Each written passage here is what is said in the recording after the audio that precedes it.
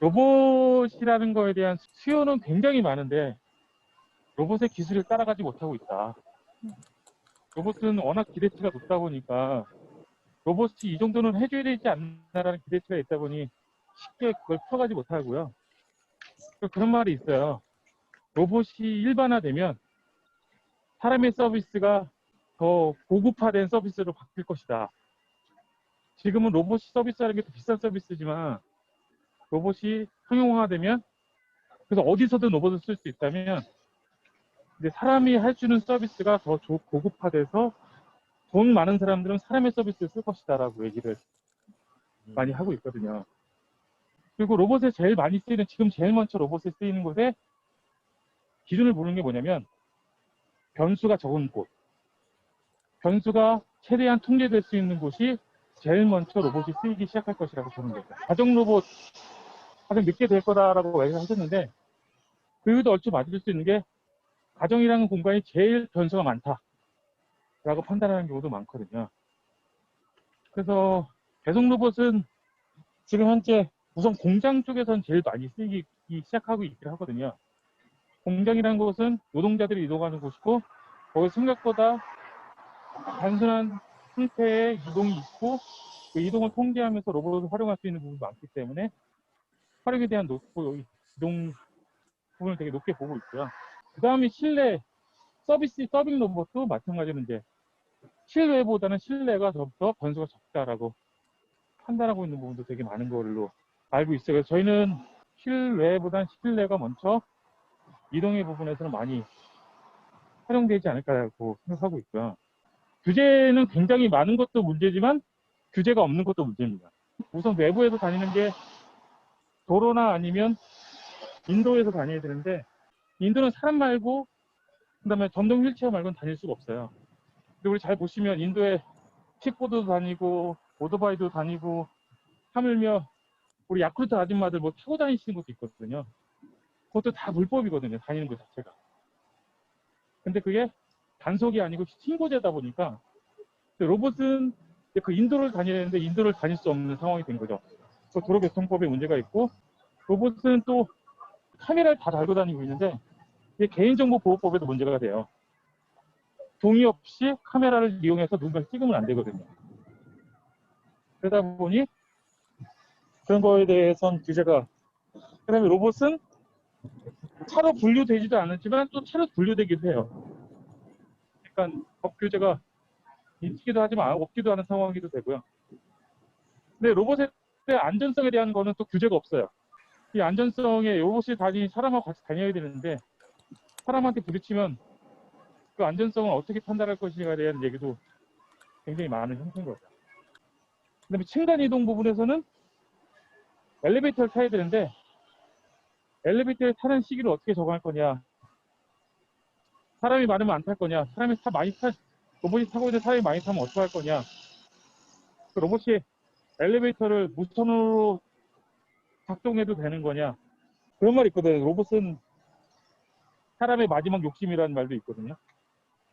그래서 자꾸 이제 사람화 시켜가는데 사람이 아닌 로봇이 다니는 게 굉장히 다양한 분야에서 규제의 문제가 되고 규제가 없어도 문제가 되는 형태가 많이 있는 것 같습니다. 그러니까 지금 세상은 사람이 살기 편한 세상이지 로봇이 살기 편한 세상이 아니거든요. 지금까지 모든 제품들은 수동적이었어요. 수동적. 그러니까 사람이 건들거나 뭘 하지 않으면 문제가 생기지 않아요. 그러니까 TV도 정적인 동물인 거죠. 정적이고 수동적인 거죠. 사람이 건들지 않으면 절대 움직이지도 않는데 로봇은 지금까지 나왔던 제품은 완전히 다른 게 능동적이고 적극적으로 행동할 수 있게 만들어 놓으려고 하고 있는 거예요. 내가 말하지 않더라도 얘가 움직이는. 그러면 그걸로 인해서 얘가 스스로 움직인다는 거는 내가 만약에 사고를 냈을 때 그 책임은 누가 질 거냐? 대조사가 질 거냐? 그 로봇을 소유하고 있는 사람이 질 거냐? 아니면 그 로봇이 자체가 질 거냐? 그거에 대한 논란이 제일 많은 거고, 그다음에 자율주행차도 그거와 크게 다르지 않습니다. 내가 운전하지 않은데 얘가 사고를 냈어요. 운전자 입장에서는 이걸 내가 사고 내지도 않는데 왜 내가 책임을 져야 돼? 라고 상황이 되기 때문에 완전 자율차는 절대 민간의 입지에서 나오기 쉽지 않다. 공공에서 활용할 수는 있지만 민간이 완전 랩을 다 못하니까 운전석이 없는 상황에서 자율주행차는 민간에서 일반 개인이 사용자로서 자유 사용자를 활용하기에는 제조사의 리스크가 너무 크기 때문에 쉽지 않다는 거예요. 자율주행차 같은 경우는 레벨 1, 레벨 0서부터 5까지 되어 있는데요. 운반 로봇에서는 그런 거에 대한 그 단계별로 되어 있는 거는 없습니다. 택배 로봇은 뭐 물류 안쪽에서의 물류도 있지만 마지막 라스트 마일 쪽이라는 부분에서 안에 아파트 단지 내에서 이제 택배 기사가 아파트 단지 입구에서 로봇에 택배를 실어주면 얘가 이제 호스로 이동하는 거를 하시는 그런 시나리오에 대한 그 수요가 굉장히 많이 제기되고 있습니다. 근데 물류회사는 그거를 할 마음이 없어요. 왜냐면 마지막 라스트 마일을 운영하는 사람들은 개인 사업자예요. 그러니까 택배 기사는 다 개인 사업자라는 거죠. 물류회사 입장에서는 그 개인 사업자들을 위해서 로봇을 도입해 할 마음은 없다는 거죠. 그래서 아파트 단지에서 택배 이동인력이 굉장히 많아 나오지만 실질적으로 그걸 쓰고자 하는 물류회사는 생각보다 관심이 없다라는 부분이 있더라고요. 그게 로봇이라는 게 꼭 다 쓰이진 않는다. 서로 간의 이해관계와 이런 거 부분에서 쓸모가 없을 수도 있다라는 것도 있더라고요. 그 스시집, 이 뭐 초밥집 그것도 이동 로봇을 가장 그 가성비 있게 만든 그런 케이스라고 보고, 그러니까 니즈는 곳곳에 있는 거고 이런 절차 이런 과정을 거쳐서 정말 돈이 되고 서로 이제 도움이 되고 이런 데부터 생기지 않을까. 또 기업 입장에서 홍보용이나 아니면은 정말 돈이 많은 집단에서 사줄 수 있다라고 했을 때 개발하는 케이스, 뭐 이렇게 아마 양극 이제 극단에서 이렇게 움직이면서 가지 않을까 그런 생각이 드네요. 산업용 로봇 쪽은 일본이 되게 강합니다. 전통적으로 그 역사도 오래됐고 그 점유하는 시장도 되게 크기 때문에 거의 현대중공업만 유일하게 산업용 로봇을 만들고 있고, 그 시장이 예전엔 8, 90%였는데 지금도 한 70%는 될 겁니다. 산업용 로봇 시장이. 그것을 거의 일본의 그 뭐 빅5 메이커들이 다 갖고 가고, 유럽의 ABB나 뭐 쿠카, 중국에 인도되긴 했는데 그런 데서 좀 갖고 가고 뭐 이렇다 보니까 현대중공업이 결국 산업용 로봇의 7위, 8위 정도 하는데 현대자동차나 이런 데하고 좀 하다 보니까 조금 이제 생존은 한 것 같은데, 일본에 비해서 산업용 로봇은 많이 뒤떨어진다. 예, 그렇고 기술력도 좀 차이 납니다. 예, 그 일본에서 다 기술을 가지고 왔는 걸로 알고 있고요. 서비스 로봇이나 전문 그런 쪽 로봇 쪽도 지금 몇 년 전에 만들어진 일본 제품을 국내에서는 아직 그 수준으로 못 만드는 것 같아요. 그리고 일본에는 이제 직접 필드에서 이제 움직이는데 국내에는 아직 보급 정도 좀 차이가 나는 것 같습니다. 인력이나 이런 쪽도 상당히 일본은 우리보다 인구도 많을 뿐더러 저변이 많은 걸로 알고 있어요. 역사도 좀 우리보다 오래돼 있고 저변도 많고 받아들이는 그런 것도 좀 많은 건 한데 좀 아직은 좀 부족하죠. 우선 지금 로봇 중에서 제일 많이 쓰고 있는 소프트웨어가 ROS라는 소프트웨어를 제일 많이 씁니다. ROS는 오픈 소스거든요. 그래서 저희뿐만 아니라 웬만한 로봇을 만드는 회사들은 대부분 다 ROS를 활용해서 쓰고 있습니다. 우리나라도 한국형 로봇 OS를 만들겠다고 해서 만들었지만 엄청난 개발 기술들이 이거 지금 사용돼서 못 쓰고 있죠. 오픈 소스를 주로 대수로 많이 쓰고 있다라고 보시면 될 것 같아요. 이 로봇 운반 로봇 관점에서 운반 로봇 시장이 확대가 되려면 적절한 로봇의 가격이 있을 것 같아요. 비싸면 아무리 성능이 좋아도 좀 안 될 것 같은데, 이게 그 뭐 상점이 쓰는 거나 공장이 쓰는 것 따라 달라지긴 하겠지만 뭐 어느 정도 가격대가 되어야 좀 시장이 커질 수 있을지. 기준은 사람이죠. 사람이 얼마의 인력을 쓰고 있냐. 지금 현재 최저임금이 얼마인데 그 최저임금보다 로봇을 싸게 쓸 수 있냐.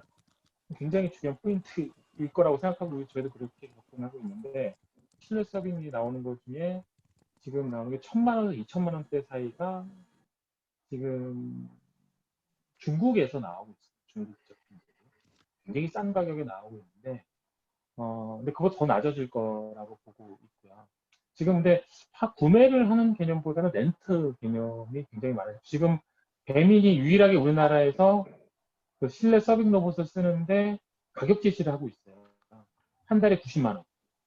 한 달에 90만 원의 렌트비를 내면 운반 로봇을 쓰고 약정 개념으로 3년 약정을 하면 또 가격을 깎아주고 뭐 이런 식으로 지금 가격 책정을 해가고 있다라고 보시면 돼서 핸드폰을 우리가 쓰는 것처럼 로봇도 그런 가격대, 그러니까 구매보다는 렌트하고 리스하고 그걸 다시 그 관계된 기업에서 유지보수하면서 관리하면서 써가는 형태가 있어서 실제로 쓰는 사람 입장에서는 우리가 핸드폰을 살 때 핸드폰의 가격을 잘 못 느끼잖아요. 그러니까 다 할부로 하고 약정을 하다 보니까 돈이 한 푼이 없어도 가서 핸드폰을 살 수 있듯이 로봇도 그렇게 쓰는 가격. 왜냐하면 로봇은 통신이 또 기본적으로 붙어요.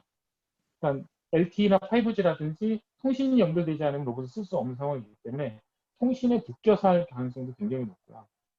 그런 개념으로 아마 로봇이 판매되지 않을까라는 생각하고 있습니다. 렌트 개념도 괜찮아 보이는 게 사실 우리 직원을 고용하면 매달 월급을 주는 거잖아요. 그리고 매달 나가는 돈에 대한 비교이기 때문에 한 달에 뭐 150만 원이 나가는데 로봇을 렌트하면 100만 원으로 해서 하여튼 50만 원이 더 세이브 된다. 이런 판단을 어떤 고용주 입장에서 할 수 있기 때문에 그런 기준이 어쩌면 상당히 맞을 것 같기도 하네요. 일본하고 저희들하고는 또 이제 고령화 수준도 좀 다르고 그 가격이 뭐 이제 N하고 원이 좀 다르기도 하지만 일본에서 받아들이는 가격이랑 또 국내에서 받아들이는 가격이 다르더라고요. 일본에서는 굉장히 많이 팔렸던 제품이고 레퍼런스도 있는데 국내에서는 우리는 아직도 더 젊은 그 이제 분들이 물류 작업을 하고 있고 운반 작업을 하고 있기 때문에 일본에서 쓰였던 운반 로봇이 국내에는 이제 가격 때문에 먹히지를 않더라고요. 그런 게 한 2천만 원 내외, 예, 일본에서는 먹히는데 우리는 안 먹히더라고요. 2천만 원 정도 하니까. 운반 물동량이 많아야 돼요. 로봇은 이래 작업하고 운반도 결국 운반 작업을 대신하는 게 운반 로봇인데 그거를 이제 자동화했을 때 이게 그냥 사람이 했던 거랑 비교해가지고 타산이 나와야지만 사용을 할 수 있는 것 같아요.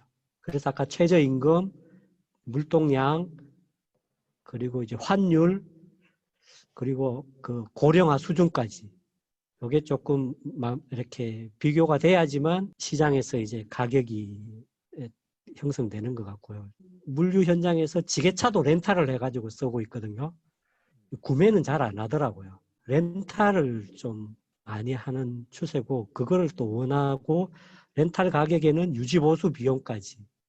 휴머노이드랑은 좀 차별화되어야 될 것 같거든요. 왜냐하면 그 휴머노이드는 그 사람처럼 걸어 다니고 하는데 그 이동형 로봇 같은 경우에는 그 바퀴가 달려서 그 단가도 그렇고 센서나 뭐 이런 것들이 좀 저렴하게 해서 뭐 할 수 있는 그런 로봇, 그리고 그 공장이나 컨베이어 벨트라든가 뭐 물류라든가 뭐 이런 것들이 한정되어 있기 때문에 그 거리나 그 공간의 제약이 있는 그런 그 로봇이 아닐까. 운반 로봇이 가지는 속성이나 특징은 또 어떤 게 좀 있을지 말씀 나누면 좋을 것 같습니다. 정확성이 있어야 될 것 같아요. 정확성이. 왜냐하면 센서가 거리를 측정하는 데 있어서도 정밀도라든가 뭐 이런 것들이 정확도가 있지 않으면 그 확인하는 것도 어려울 것 같고. 적재 하중이 이제 중요하고요. 이 물건 사이즈도 있습니다. 사이즈, 용량 이것도 중요한 거고, 뭐 경사도 이런 것도 경사진 것으로 올라가느냐, 배터리 용량이나 이런 것도 충전 시간 이것도 되게 중요한 사양입니다. 배터리의 무게에 따라서 네. 또 그래서 영향을 받을 수 있을 것 같고. 그 충전 시간이 짧고 운행 시간이 길어야지 고성능 배터리가 되겠죠. 장애물 감지하는 이런 게 안전성하고 이제 그 하고 충돌 방지하는 게 이런 게 안전성 개념이고요. 정말 중요한 거는 네. 편리성과 간편성입니다. 사람이 네. 얼마나 편리하느냐. 이 방금 보였던 많은 것들이 편리하지 않으면 절대 쓰지 않을 거. 아무리 좋은 기술이라도 쓰지 않을 거라는 게 있고, 또 사용자가 간편하게 써야 되는데 간편하게 쓰지 못하고 이거 뭐 망가질 때마다 사람이 와서 고쳐야 되고, 그다음에 세팅하는데 뭐 기술자가 오지 않으면 세팅이 되지 않고, 뭐 이러면 쉽게 쓰기 어려울 부분도 있다라는 생각이 듭니다. 자동화와 로봇을 쓰는 거의 가장 첫 번째 이유 중에 하나가 균일한 서비스, 표준화된 서비스, 기복 없는 서비스가 굉장히 중요한 포인트이기도 하거든요. 근무 시간 제한 극복할 수 있을 것 같아요. 업무 효율 증대 관점에서는 또 사람 고용하는 게 또 시골 어떤 공장도 다 지방에 있는 경우들은 인건 사람 찾는 게 고용하는 게 쉽지 않거든요. 노동력 부족 해결이라든지 그리고 공장에서는 또 사고가 많이 나잖아요. 산업재해도 다 무거운 물체에 깔리기도 하고 그래서 육체 노동 경감도 되고 사고도 감소할 수 있는 부분이 있을 거고 전체적으로 업무량이 경감될 수 있고 그리고 이동 시간 그러니까 사람이 밀면 뭐 1분 동안에 이동할 거리를 로봇이 가면 좀 더 안전하고 빠르게 뭐 30초 만에 어떤 다른 방으로 이동을 시킨다는 부분이 있을 거고 그걸 통해서 전체적으로 생산성이 향상될 수 있는 그런 부분이 있을 것 같습니다. 운반이라는 그 작업이 물류에 있어서 되게 중요한 그 포션을 차지하는 것 같고, 이 운반이 이제 로봇에 의해서 뭐 편리해진다든지 뭔가 표준화가 된다든지 이렇게 되면 물류 혁신까지 의 가치를 발휘할 것 같아요. 물류 혁신의 촉매제가 될 것 같습니다. 물류 쪽에 일은 자꾸 많아지고 그 인력은 없어지고 고령화되고 로봇을 활용해서 그 물동량을 늘려야 되는 게 지금 물류업계의 가장 큰 이슈입니다.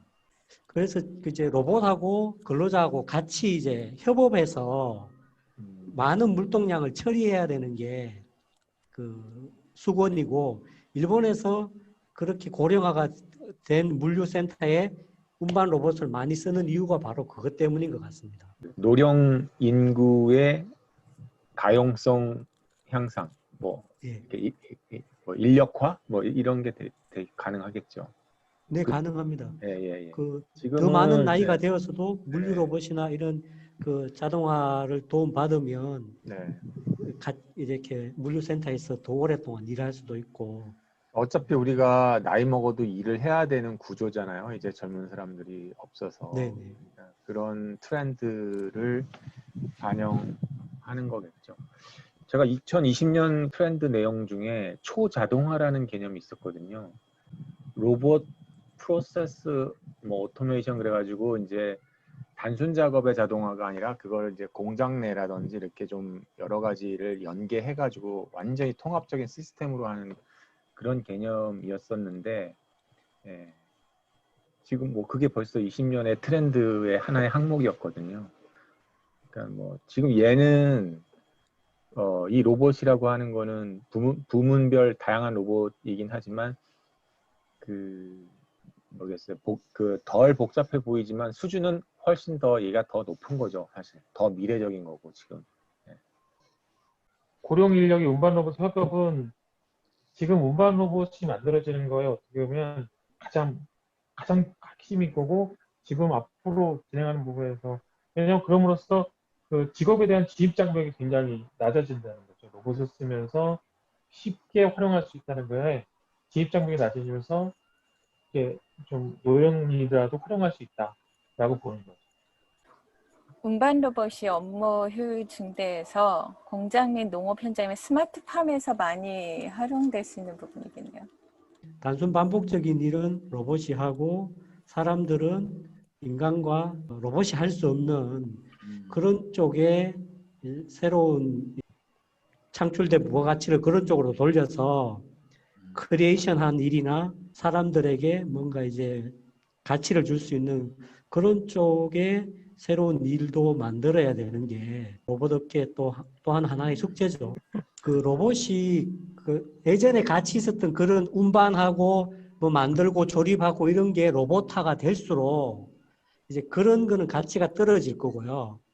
육체적인 일, 외적인 일의 가치는 높아지지 않겠나. 그 로봇이 많이 활성화되면 로봇이 할 수 있는 그런 서비스보다 사람이 해주는 서비스의 가치가 높아지듯이.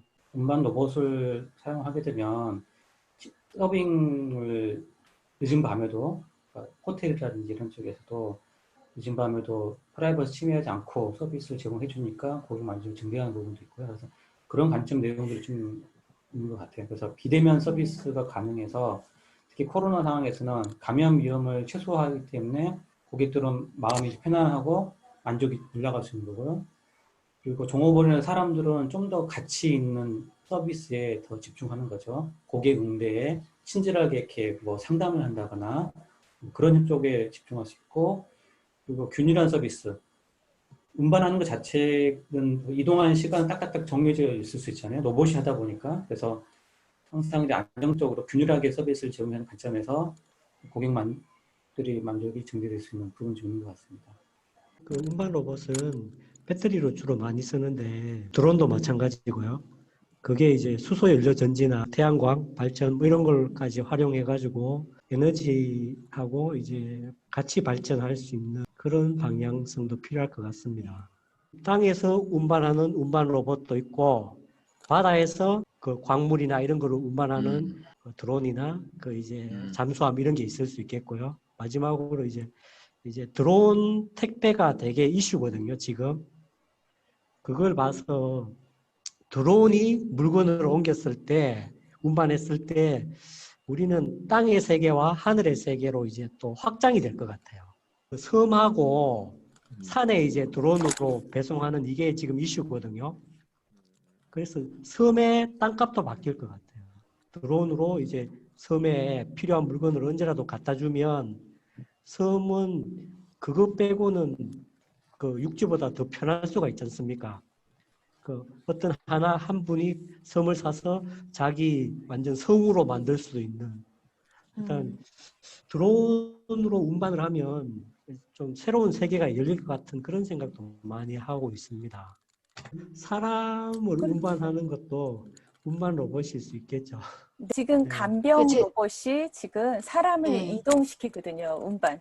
네, 네. 직접. 그 부분이 이제 거기에 해당하는 부분일 수가 있고. 그리고 아까 드론 택배에서 뭐 물건만 드론이 택배하는 게 아니라 농사 짓는 일로 생각을 할 것 같으면 뭐 농약 뿌리는 거를 자체를 서비스로 해서 요청을 하면 드론이 와서 뿌려주고 가고 뭐 그런 것도 생각할 수 있을 것 같아요.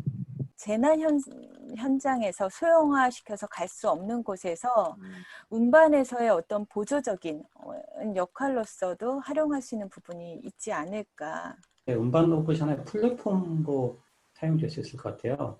전기차도 보면 플랫폼을 공유해서 거기에다가 세단이라든지 또는 트럭이라든지 SUV를 전기차 플랫폼 위에서 다양화시키는 관점으로 진행을 하고 있는데 운반 로봇도 거기에 로봇팔을 올리면 운반 로봇 겸 로봇팔이 있는 어떤 형태의 로봇을 바뀔 수 있는 그래서 상점이 됐든 공장이 됐든 다양한 형태로 좀 이렇게 진화할 수 있는 그런 형태가 가능해질 것 같고요. 마트 가면 카트를 폭이 넣잖아요. 엄청 길게. 그게 하나의 저는 무슨 큰 로봇 같은 느낌도 좀 들었거든요. 그 한 50개 되는 그 하트를 뭉쳐가지고 직원 밀고 가는데, 그래서 또 운반 로봇도 결합되면 기차가 될 수 있는 거고, 그래서 하나하나 움직일 때 느낌과 한꺼번에 움직일 때의 그 특성이 많이 달라질 수도 있을 것 같아요. 그래서 뭔가 결합을 한다거나 군집으로 움직이는 형태에 따라서 뭔가 또 다른 서비스가 등장할 수 있지 않을까 하는 또 생각도 듭니다. 이렇게 기술 요소를 오늘 한번 잡아봤는데 뭐 라이다 같이 자율주행체가 있는 그런 센서들이 들어가기도 하고 위치 인식 기술이나 자율주행 기술 또 배터리와 모터 이런 기술들이 운반 로봇 쪽에 적용된 기술 요소를 좀 보여주고요. 그리고 이제 이슈는 구매 비용이 아직은 좀 높은 것 같아요. 점점 이제 렌탈에서 싸기도 하지만 또 유지 관리에 대한 문제 좀 있는 것 같고요.